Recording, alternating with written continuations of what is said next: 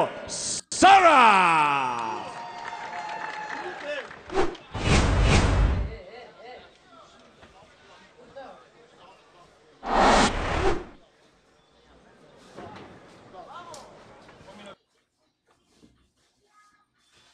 Your referee when the action begins, Mark Goddard.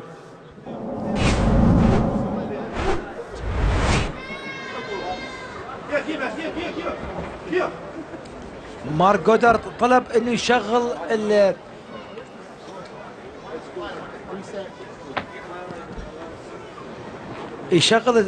التوقيت. ليش؟ لان ما كان متحضر المقاتل اللبناني، المفروض يكون عنده واقي الفم.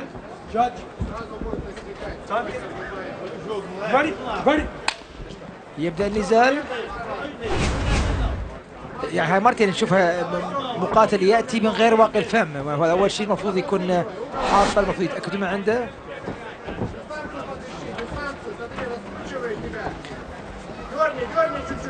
خميدوف بالسروال الأزرق، صراف بالسروال الأسود.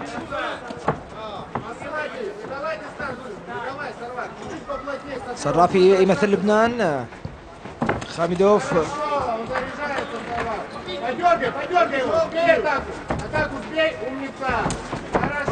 يمثل طاجكستان، ويعني نعرف طيب مقاتل طاجكستان داخل على الارض، بس راح يكون امامه يعني المقاتل اللبناني عايش بالبرازيل، ومثل ما قلنا مقاتل مخضرم من M1، عنده يعني طريقه قتاله طريقه سريعه.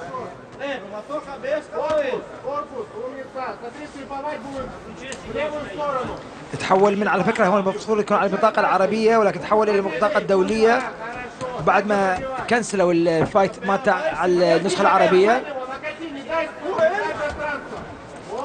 صراف بين عليه متمكن بالقتال الارضي، ولكن امامه مقاتل خميدوف مقاتل طاجستاني. نعم، مقاتل من طاجكستان امام مقاتل. شوف رأسا نحضر القتال على الارض على طول.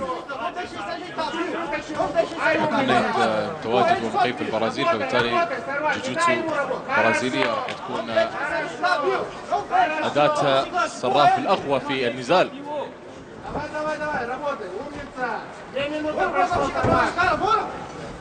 التعليمات ايضا من ركن مقاتل صراف.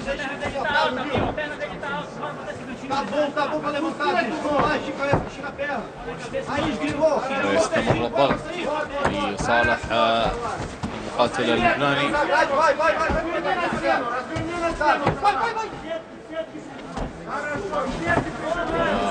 على طول يذهب المقاتل الطاجكستاني الى السياج، قاعد يحاول يصعد عليه على ياخذ وضعيه الاعتلاء، بس المقاتل اللبناني مو معطينا اي فرصه له، ما في اي فرصه للمقاتل الطاجكستاني في النزال الارضي، ما زال. وضربة كوع، ضربات كوع جميله، ضربه كوع جميله من صراف. ضربة هامر فيست إلى وجه المقاتل صراف.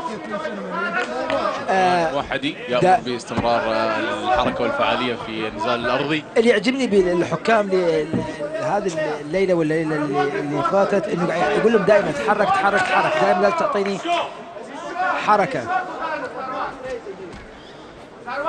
المقاتل الطاجكستاني يحاول يتحكم، كان ممكن المشكلة السياج ما يخلي المقاتل اللبناني يتراجع على الخلف. ضربات خطافية يسارية من المقاتل الطاجكستاني، موجودين علينا قريبين جدا على السياج. نعم، النزال الأرضي رائع جدا لحد الآن من صراف، وأيضا من المقاتل حميدوف.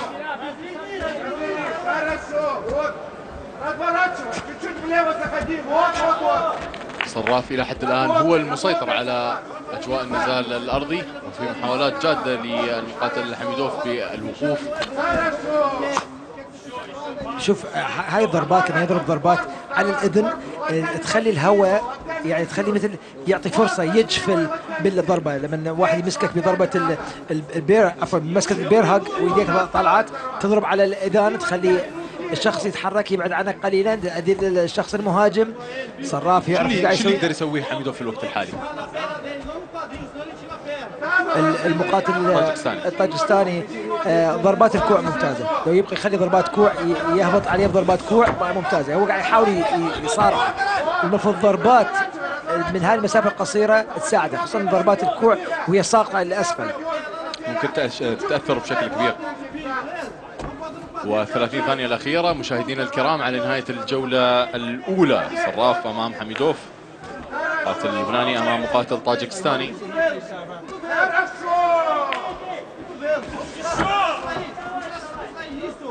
حميدوف الملقب بموغلي من ذا جنجل بوك، بلال فتى الادغال.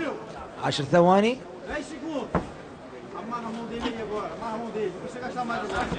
هاي اللي قاعد اقول لك عليها انه ضربات غلط. تنتهي الجوله الاولى، واضح الجوله الاولى تذهب لصالح إيه صراف. بس يعني مو بفرق كبير، مو مثلا دومينيشن يعني سيطره مطلقه. المقاتل اللبناني المفروض يغير طريقه القتال مالته، طريقه نزاله، لان احنا نعرف طاجكستاني قاعد ياخذه على الارض وقاعد يحاول يخليها قتال ارضي خالص. نشوف طارق سليمان 12-7، والمقاتل الايرلندي ويل فليوري جاي من اليو اف سي، 9 مرات منتصر، 3 مرات خسران. طارق اللي راجع مؤخرا من معسكر في تايجر موي تاي في تايلاند. نعم، في بوكيت تحديدا في تايلاند. طبعا تايجر موي تاي مشاهدينا الكرام احد اعرق النوادي الرياضيه واحنا فقط في تايلاند والعالم ايضا. بيناتنا وبين النزال الرئيسي 4 نزالات فقط قبل ما ننتهي من النزال الرئيسي.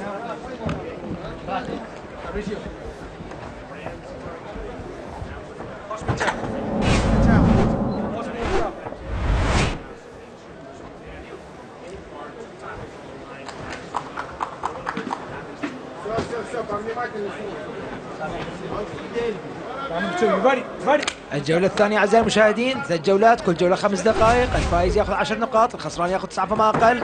المقاتل اللبناني يجرب ركبة طائرة ولكن بعيدة جدا، المفروض هي فرصته انه يحاول، اعتقد حتى حركاته حركات كابويرا، ولكن راسا اخذ يعني اخذ في نصف بعد 15 ثانية او 14 ثانية، اخذ المقاتل اللبناني صراف الى وسط القفص. فابريسيو صراف قام يقاتل في وسط القفص. حميدوف يعرف ايش قاعد يسوي، قال له قاعد يعتمد على السياج للوقوف، وهي طريقة الدفاع على الاسقاط، خليه اخذ نص القفص. ضربات مستمرة من ولكمات من صراف إلى خصمه حميدوف.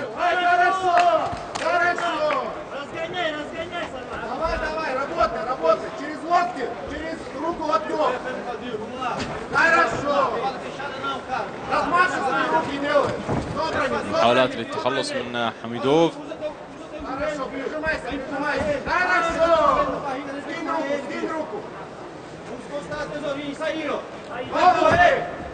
المشكله صراف قاعد يسوي بس دفاع، ما عنده يعني راح تقول له كيف راح تفوز بالنزال؟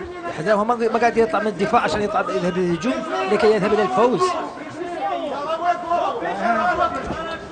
يعني الشيء الوحيد اللي قاعد يفكر فيه انه يمكن يخاطر وياخذ له تراينجل تشوك ولا ارمبار ولا شيء. عنده في فرصه ممكن تكون للارم بار او التراينجل في الوضعيه الحاليه. لا لكن حميدوف قوي جدا. حميدوف اذا يعطي ايده، بس ما قاعد يعطي ايده اصلا، ايده ما داخله داخل بين الذراعين.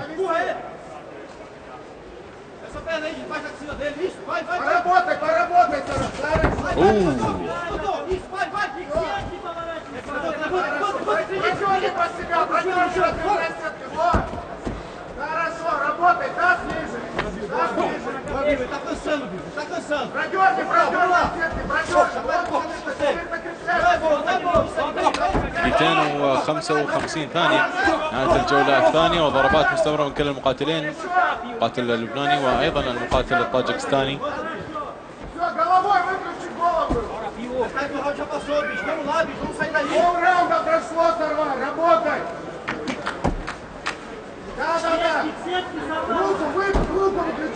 صراف يحاول الوقوف. يمكن بأي لحظة دين موحد يقول لهم ارجعوا على الواقف. احنا في هاي الوضعية تقريبا صار لنا دقيقتين وخمس يعني دقيقتين و45 ثانية يعني بعد 14 ثانية أخذ الإسقاط على الأرض المقاتل الطاجستاني خميدوف.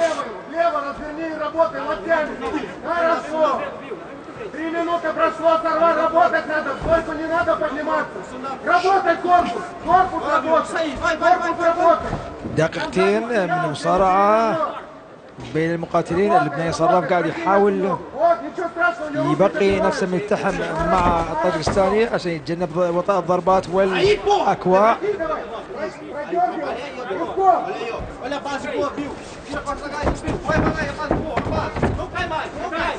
قوة جسمانية كبيرة جدا للمقاتل الطاجكستاني حميدوف، وكيج كنترول لصالح حميدوف في هذه الأثناء، ودقيقة و20 ثانية على نهاية الجولة الثانية. ويكرر دان موحدي باستمرارية الحركة. يعني لازم تطوروا، لازم توخرون بروجريس. المفروض تتحرك تتمشي، تلاقي طريقة تحاول تفوز بيها، مو توقف في وضع محايد. وهذا قاعد يصير ضربة ابر كات من المقاتل صراف مرة ثانية. هي قوية لحميدوف، وبدينا نصير لكمات وضربات في اخر دقيقة. ضربة او عفوا ركلة الى جسد صراف حميدوف وابركات. يعني هاي 3 مرات سوى ابركات، 3 خابوا. خلينا نشوف الرابعة تصيب ولا كانت خطافية. صراف المفروض يستعمل ضربات مستقيمة اكثر، بس يعني اثنين قاعد يحاولون يسوون ابركات. اعتقد صراف في عنده ركبة طائرة. ابركات، لكن يذهب الاسقاط لصالح حميدوف في 20 ثانية الأخيرة من عمر الجولة الثانية. خلينا نقول رياض جولتين لحميدوف إلى حد الآن. اي ليش لا؟ يعني تعرف صراف ما قاعد يعطينا اي شيء، عدد المرات على الواقف. اي بس اعتقد واضحه انه السيطره العلويه وقت يعني السيطره الوقت من اصل 5 دقائق، انت عندك 4 دقائق. خميدوف هو اللي مسيطر. الدقيقه الاخيره هي الوحيده اللي ما يمكن نصها كانت ضربات على الواقف وبعدين رجع لها الارض. وهاي الابركات اللي اثنينهم حاولوها.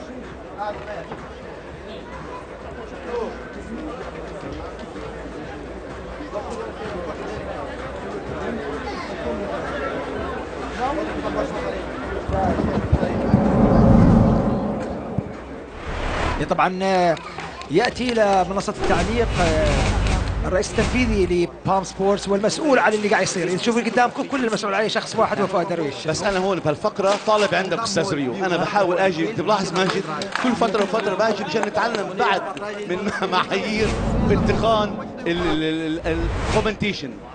كلنا نتعلم طبعا من اكيد من الدكتور رياض طايف في التعليق وفي الامور الفنيه في الفايتات. انا عم بطلع على الفايتر برا انه انا جزء من هالمنظمه الرائعه. لما الواحد يحضر ماتش فوتبول وتلاقي يعني ماتش فوتبول 45 دقيقه 45 تلاقي حالك بس دقيقه 87 اليوم انا هيك حسيت. شو رايكم انتم؟ اليوم في نزالات، نعم رتم سريع كان جدا للنزالات. نزالات في كثير من النزالات كانت ممتازه. النزال النسائي بين اعتقد الانجليزيه داكوتا مع باولا كان نزال يمكن اكثر من ممتع. هاي نزالين على فكره النسائي ممتازين، فانا اتوقع النزال راح يكون على اللقب راح يكون اكثر من ممتاز. امبارح منى وكوني انا شفت منى عم بتعلق، واليوم كملنا مع باولا وداكوتا، وعندنا الكومين ايفنت كورين وكارولينا. This is a big thing. نعم. بس احنا نرجع هون لليوم للجيم لصراف ولخميدوف. حبيت اقول لك انه انا سمعت انه صراف كان المفروض بالنسخه العربيه وتحول النسخه الدوليه. نعم. لعدم حلو انه شوف هاي فوائد النسخه الثلاثه او النسختين متتابعتين، يعني لذلك نطمع انه تبقى هذه النزالات تكون هالشكل. شكرا ريو وماجد انه اشرتوا لهي النقطه المهمه، لانه في بعض الناس وبعض المتابعين عندهم يعني لو جو سوء فهم، بس فكروا اليو وورز ارابيا كسلسله يمكن تكون تقنيا اخف من الانترناشونال. بس بعتقد اليوم صراف وجوده اليوم بالانترناشونال ايفنت وان داي تحضير يدلك انه احنا الحمد لله كمنظمه المهارات اللي عم نقدر نجيبها من كل العالم على نفس المستوى، نفس الرقي ونفس النضج بالتقنيات والديسبلين. بس انا ما اتفق معك بالنسخه العربيه، النسخه العربيه شعبيتها اكثر. اكيد لا شك. انا اقول لك النسخه العربيه بكره راح تكون مشعلله، اعتقد انه حتى احنا عندنا بالنسخه يعني بالنزال الرئيسي حاطين طارق سليمان طبعا. يعني نعم، مقاتل عربي يمثل العرب في الفخر اليوم في نسخه دوليه. يعني احنا وين موجودين؟ احنا عاصمة عاصمة كل العرب، عاصمة الفنون القتالية المختلطة. شوف الحمد لله احنا بعاصمة المحبة والسلام وكل شيء طيب، وعاصمة الجيتسو وعاصمة الميكس مارشال ارت. بس نرجع للكيجري اليوم اللي عم بتطلع على سراف، للأمانة في بعض الناس حكوا لي فؤاد يعني واي از هي هير؟ سراف ما عنده نفس الخبرة اللي عنده اياه خصمه اللي هو كاميدوف. قلت لهم لا تكيد الجادج. ففي ناس توقعوا انه بالجولة الأولى خلص رح تخلص، بس انا لحد ما عندي انا تقنيات، بس انا شايف الجيم ند ولا لا يا ريو؟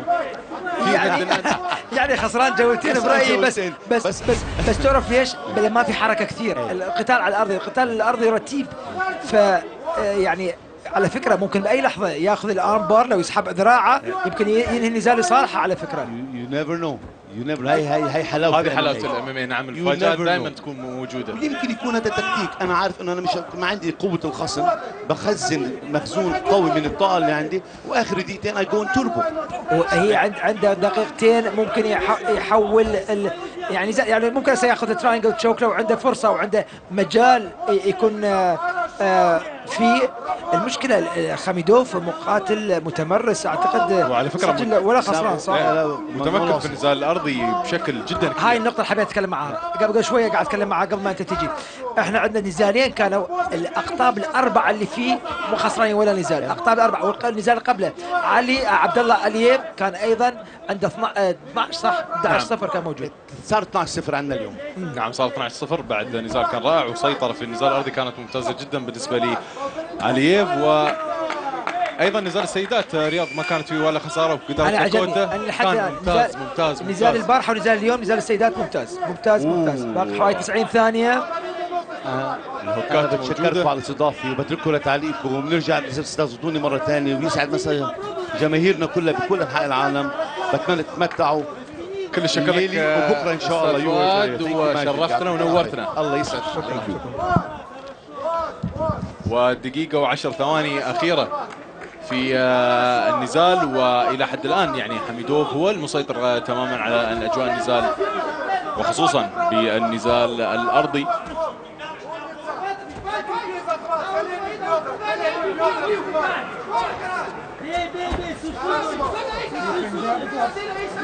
باقي حوالي 45 ثانية. مرة أخرى حميدوف ياخذ، هسه حميدوف يمكن يحاول ياخذ ظهره، وفعلا سوى يعني مو بدي تراينجل، مش بدي تراينجل، لكن خلينا نقول تقريبا مسيطر على جسد صراف. فابريزيو صراف الملقب ببيل، لبناني عايش بالبرازيل، مقاتل مخضرم.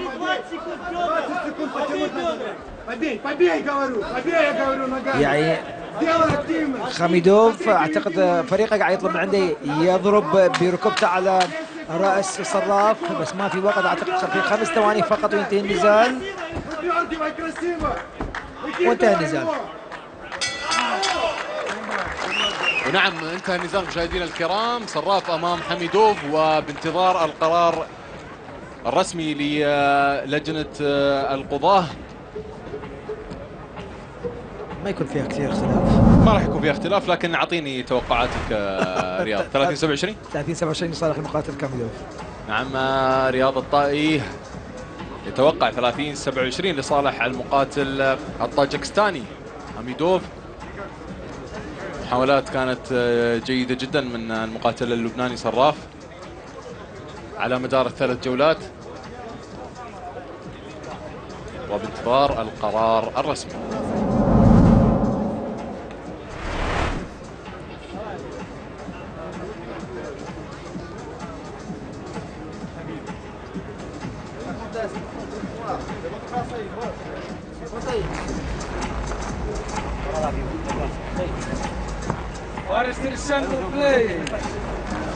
وننتقل إلى سايرس فيز للإعلان الرسمي.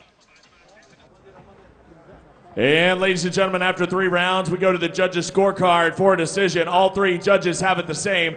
30-27 for your winner by unanimous decision, Sarbajan Mowgli Kamida.